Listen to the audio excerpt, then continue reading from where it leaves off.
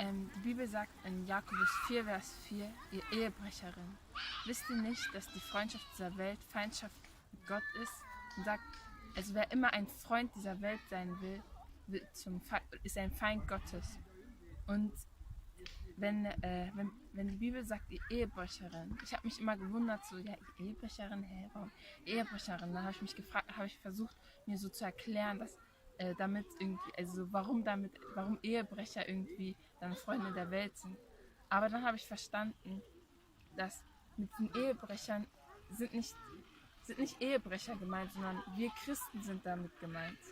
Weil wir Christen, die Gemeinde ist die Verlobte Gottes, ist die Frau von Gott und wir sind die Ehebrecher. Wir sind diejenigen, die die Ehe mit Jesus brechen. Wir sind diejenigen, die die Ehe mit Gott brechen. Denn durch das, was wir uns anschauen, durch das, was wir uns anhören, so wie wir uns verhalten, so wie wir uns benehmen, mit unserem Verhalten, mit unserem Benehmen haben wir schon Gott verleugnet.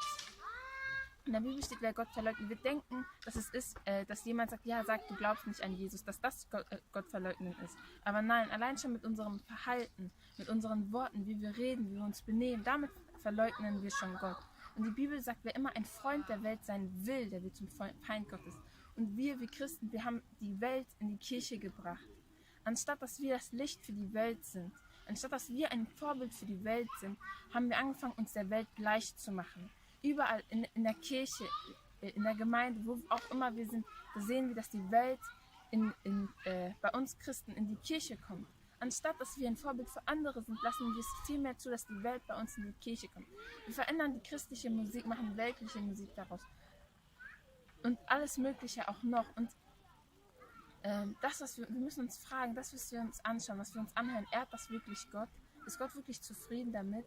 Wir wollen Freunde dieser Welt sein. Wir wollen nicht, dass unsere Freunde uns hassen. Wir wollen der Welt gefallen. Wir wollen das tun, was die Welt tut. Wir folgen Trends. Wir hören uns die Musik an, die sich die Welt anhört. Wir schauen uns die Filme an, die sich die Welt anschaut. Wir schauen uns die Serien an, die sich die Welt anschaut. Und wir vergessen, aber sind diese Filme, diese Serien, sind sie wirklich nach Gottes Willen? Sie sind gegen Gottes Willen, aber wir schauen uns es trotzdem an, weil wir Freunde dieser Welt sein wollen. Wir wollen beliebt sein, bekannt sein unter Freunden in der Schule. Und damit machen wir uns zu Feinden Gottes. Wir brechen die Ehe mit Jesus Christus. Also, ich richte jetzt dieses Video jetzt an alle euch Christen. Kehrt um davon. Überlegt, so wie ihr lebt, gefällt es wirklich Gott?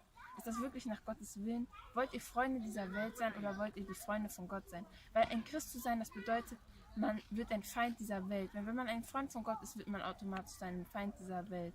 Man kann nicht gleichzeitig der Welt gefallen und Gott gefallen.